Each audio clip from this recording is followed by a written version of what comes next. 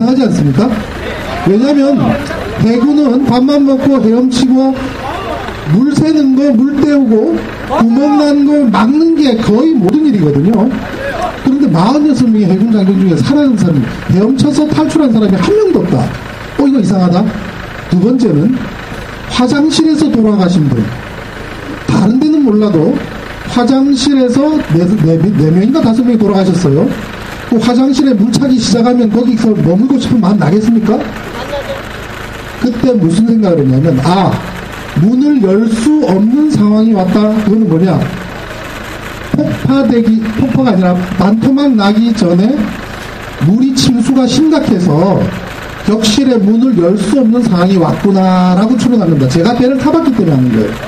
저는 항해를 전공을 했고 선박을 전공을 했고 또 조선소에서 배를 만들어 봤기 때문에 머릿속에 그림이 그려지는 거죠. 그래서 그거를 글로 표현을 하고, 배가 올라오면 밑바닥에 침수를 유발시킨 사건의 99%가 좌초입니다. 99%가. 만약에 배가 올라왔을 때 밑바닥에 쭉 긁힌 게 있으면 100% 작초다라고 글을 썼습니다. 그랬더니 음모론이다 그렇게 해서 또 고소고발하고 그랬는데요. 배가 올라올 때 보셨죠? 그 밑에 보면 쭉쭉 긁힌 게 보였지 않습니까?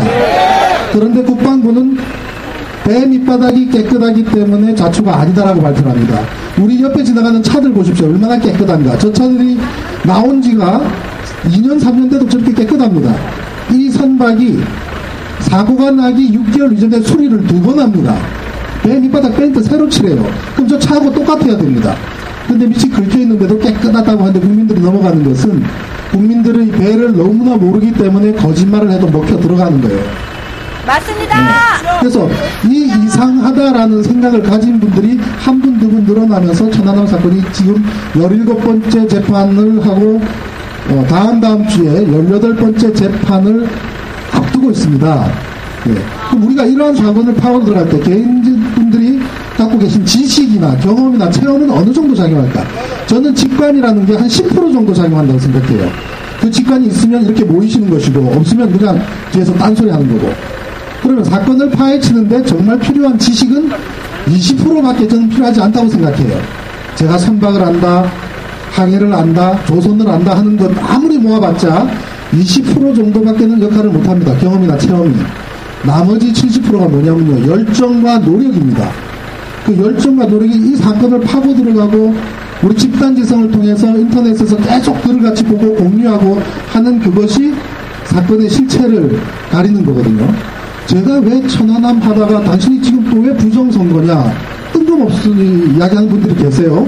그리고 천안함 하나만 잘 알아 그런 분도 계시고, 오히려 이 부정선거 이슈에 내가 나서는 것이 천안함 사건을 더 이야기 힘들게 만들 수가 있다고 우려하는 분도 계십니다. 근데 제가 주장하는 것은 이 부정선거 사건은 천안함 사건보다 더 중요합니다. 왜 그러냐면요, 천안함은 이미 지나간 과거이고 거기서 발생한 진실은 꼭 우리 호주머니에 들어있는 송곳처럼 언젠가는 불거져 나오기 때문에 밝히는 일만 남았습니다.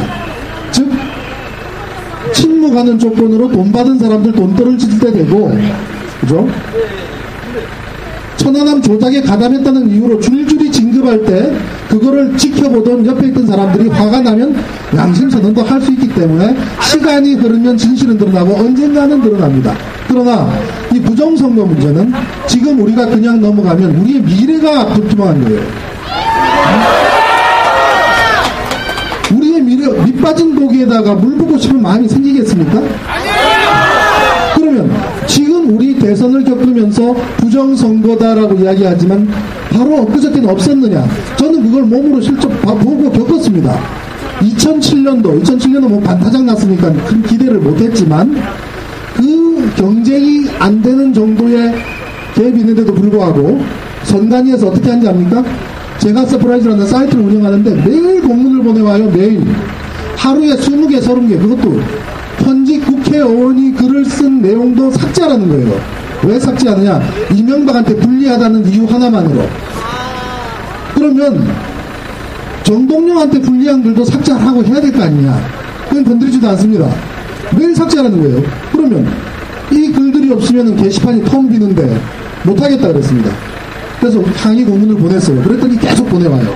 그래서 나중에는 니들은 보내라, 나는 안 지운다 하고 버텼더니 MB에 당선되고 난 다음에 고소당해가지고 선거법 위반으로 1년 6개월 징역 구형받고 벌금 600만원 선고받아서 이번 대선도 선거 못했습니다. 저는 2009년부터 2014년까지 선거권, 피선거권 박탈당한 상태예요. 선관위에 의해서. 그 당시에 선관위원장이 누구냐? 양승태. 현재 대법원장이에요. 아직까지도 대법원장 하고 있습니다. 그러니까 그 당시에 MB한테 줄을 확실하게 섰지요. 그 당시에 변협회장이셨던 박재선 변협회장님께 제가 사석에서 이런 얘기를 하니까 그러시더라고요. 야, 양승태 저 사람 곧 대법원장 되겠는데? 됐잖아요. 그러면 지금 현재 김능환 선관위원장은 대법원장 꿈꿀지도 모르겠죠. 2010년 6월 지방선거 때 천안함 사고 나고 불과 3개월밖에 안 되었을 때 그때 서울시장 선거에서 한명수 후보가 졌죠. 구청장 선거에서는 대부분 이겼습니다. 그죠? 그런데 서울시장에서 졌습니다. 그럼 말이 안 되는 거죠. 똑같은 민주당인데 어떤 일이 있었는지 기억나십니까?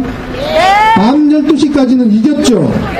12시 넘어서부터 뒤집어지기 시작했습니다. 정확하게는 1시 이후로. 굉장히 치밀한 사람들이에요.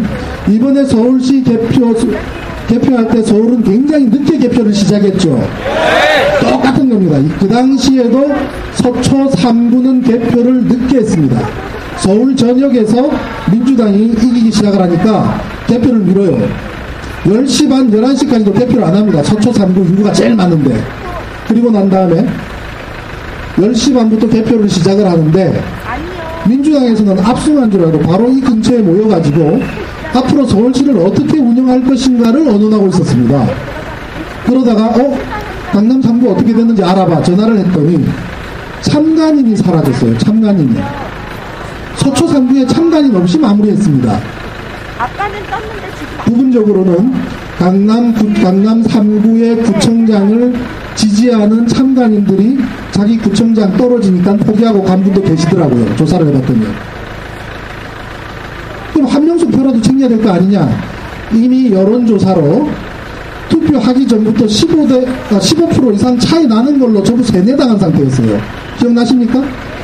50대 35, 55대 40 이렇게 차이가 크게 지는 걸로 여론조사가 나와 있었기 때문에 참관인들은 당연히 질 줄 알고 구청장 떨어지니까 가버린 거예요.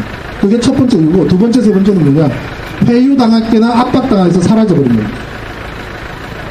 결과는 209만 표 오세훈이 206만 몇천 표를 받은 한명수 후보한테 2만 6천 표 줘서 결국 서울시장을 뺏깁니다. 제가 그 사실을 어떻게 알았냐면요. 그 다음날 인사드리러 갔어요. 한 총리님한테 위로드리러 갔습니다. 그 당시에 한명숙 총리 캠프에 제가 자주 갔었는데 저희 사무실 바로 앞에 있었어요. 그 캠프가.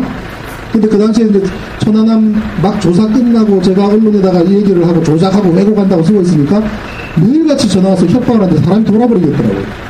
특히나 기관에서 전화 오는 사람들은 우리 지금 그리 가니까 기다려 하고 끊어버려요.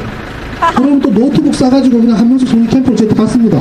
가서 그냥 하룻밤 그냥 거기서 있으면서 노트북을 펼쳐놓고 일하고 그러다 보니까 캠프 사람들하고 가까이 지내서 그분들은 제가 선거 도와주는 줄 알았겠지만 사실은 도망가 있었어요.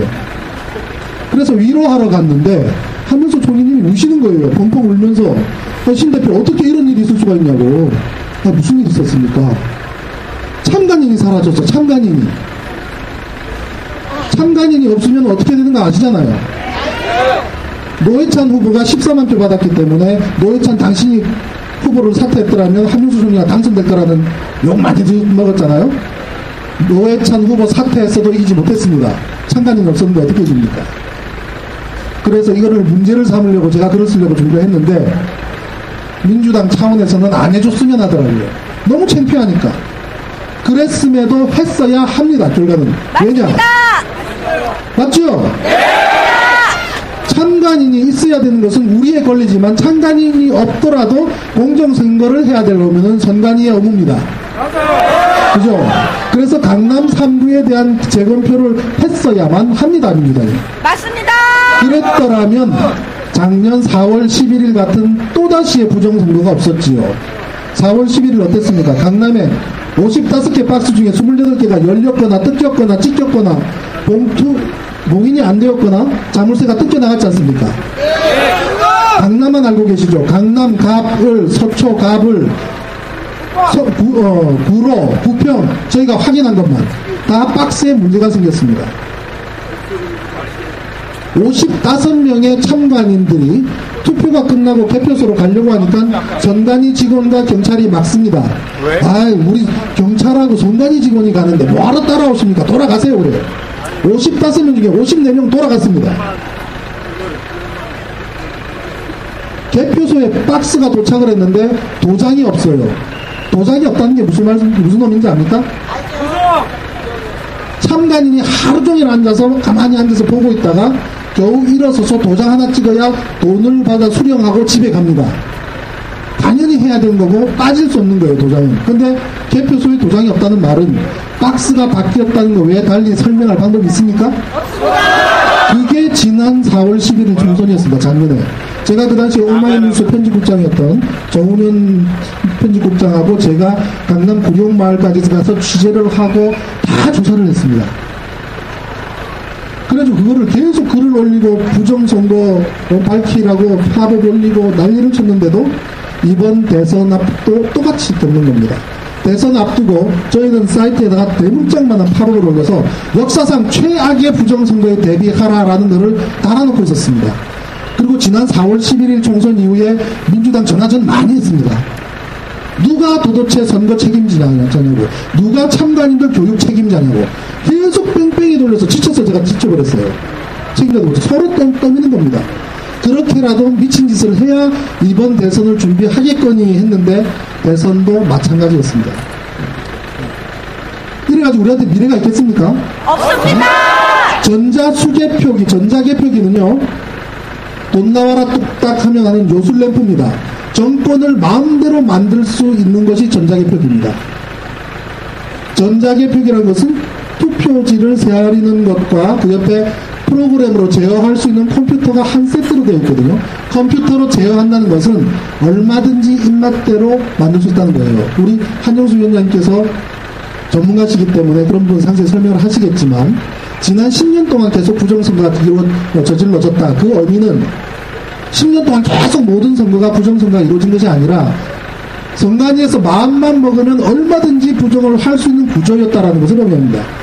아쉽게도 참여정부 때는 그거 제대로 못 써먹었더라고요. 왜냐하면 그걸 쓸 필요도 없었거니와 한나라당에서는 부정선거 했을 줄로 알고 재검표 요청을 했죠. 조사를 했는데 문제가 없었죠. 못 썼던 겁니다. 못 쓴 게 아니라 쓰지 못했던 사람들이겠죠. 순해서 또는 착해서. 지금 드러나고 있는 것들을 보면 우리가 만약에 투표한 곳에서 개표를 한다고 하면 얼마나 정확하게 밝혀내겠습니까? 시간도 빠르고, 그죠? 그런 제도 할 수가 없는 겁니다.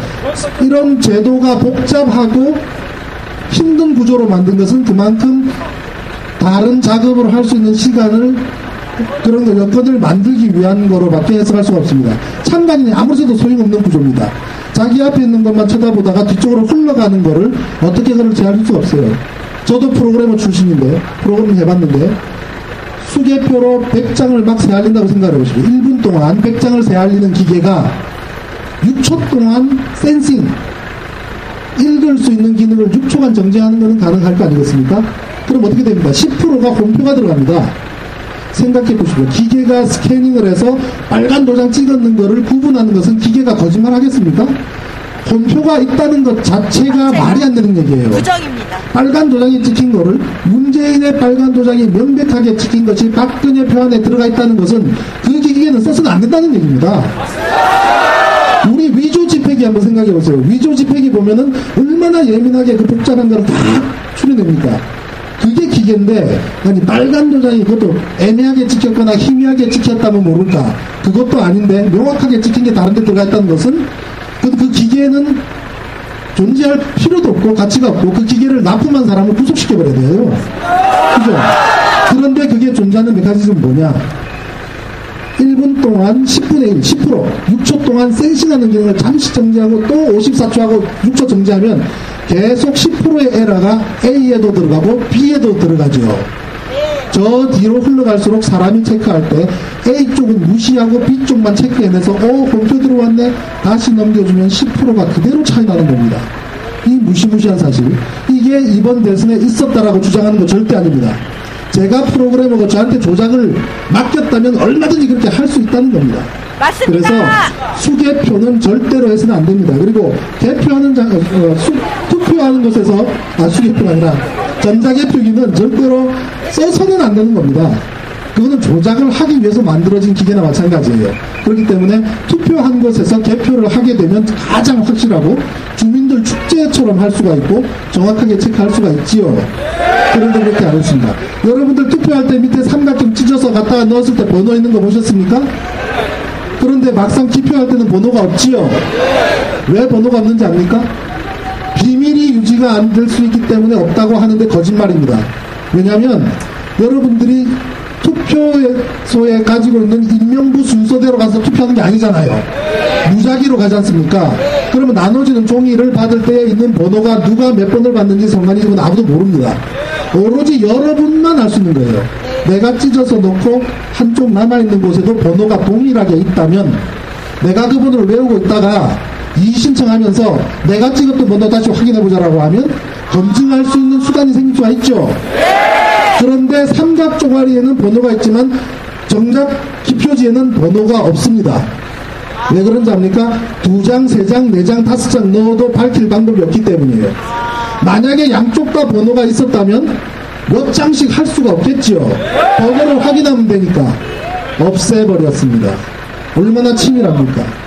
서울시를 밤 10시 넘어서 개표를 시작합니다. 얼마나 치밀합니까? 그래서 전국 개표 23.6%에 서울 개표 6.7%밖에 안 됐는데 당선 유력 붙이고 앉아 있습니다. 방송 3사, KBS 사장 고려대, SBS 사장 고려대 신박관, MBC 사장 고려대, KBS, MBC와 전부 MB 후배로 채워놓고 주도 면밀하게 그렇게 비난을 해도 김재철 사장 계속 유임시키고 얼마 전에 KBS 사장 바꾼 사람이 자기 후배예요. 얼마나 치밀합니까? 거기에 비하면 민주당은 참 순진하고 아니면 바보죠. 바보예요.